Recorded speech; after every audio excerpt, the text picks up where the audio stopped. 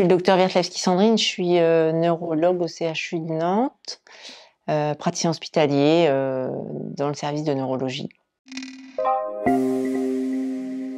Le neurologue, c'est un médecin spécialiste en fait, qui s'occupe des maladies du système nerveux central et du système nerveux périphérique, avec donc un cursus de médecin, on va dire assez standard, au concours classant maintenant de fin des études de médecine, une spécialité de neurologie avec la neurologie, c'est une spécialité qui est assez vaste puisque les neurologues vont s'occuper de sclérose en plaques, d'accidents vasculaires cérébraux, d'épilepsie, de maladies de Parkinson, donc de maladies neurodégénératives, de maladies inflammatoires, de maladies neurovasculaires. On s'occupe aussi des maladies du système nerveux périphérique qui comprennent des maladies dégénératives génétiques et des maladies inflammatoires. Donc c'est vrai qu'il y a des neurologues qui vont s'occuper de tout, notamment des neurologues qui vont travailler dans les hôpitaux généraux et les neurologues qui vont être dans les cabinets libéraux, et puis des neurologues qui vont se spécialiser dans certaines sous-parties de la neurologie, et là on va les retrouver plutôt au niveau des centres hospitaliers universitaires. Donc moi, je m'occupe de maladies inflammatoires du système nerveux périphérique, du système nerveux central. Ça, c'est, on va dire, ma surspécialité. Donc, je m'occupe de sclérose en plaques. Je vais aussi consulter avec un interniste parce que dans les maladies inflammatoires du système nerveux central, il y a la sclérose en plaques, mais il y a aussi d'autres maladies qu'on partage avec les internistes.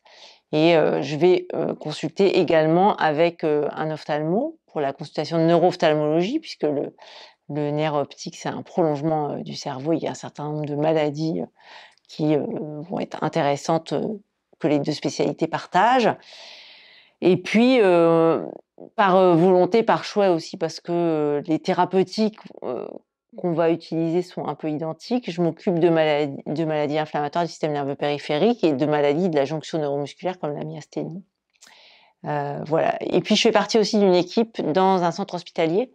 Donc dans les centres hospitaliers, la grande caractéristique, c'est qu'on fait de la neurologie vasculaire et on s'occupe des accidents vasculaires cérébraux et qu'on organise la permanence de soins. Donc moi, je fais une partie de mon travail dans l'unité neurovasculaire et je partage ça avec toute l'équipe.